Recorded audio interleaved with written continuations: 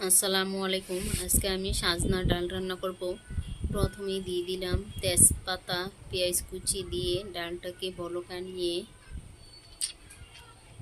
এখন 1 টেবিল চামচ লবণ,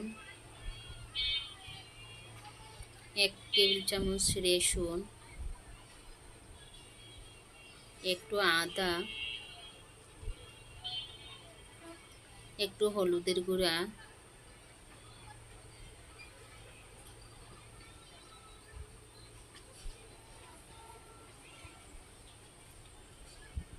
হলুদের গুঁড়া দিয়ে ডাল ঘুটনি দিয়ে ভালোভাবে ডালটাকে গুটে দেব।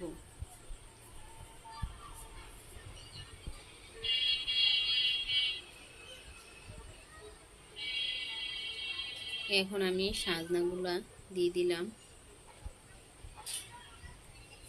সাজনা দিয়ে 10 মিনিটের মতো সিদ্ধ করে নেব।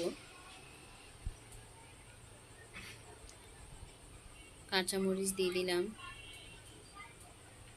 ঢাকনা দিয়ে ঢেকে দিলাম। এখন আমি ডালটা বাগার দেওয়ার জন্য পেঁয়াজ কুচি 1 টেবিল চামচ,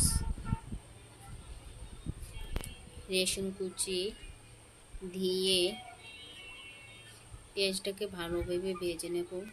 পেঁয়াজ বাদামি কালার হওয়ার পর এখন আমি ডালের মধ্যে দিয়ে দিলাম। ডাল ভাগার হয়ে গেছে আমার।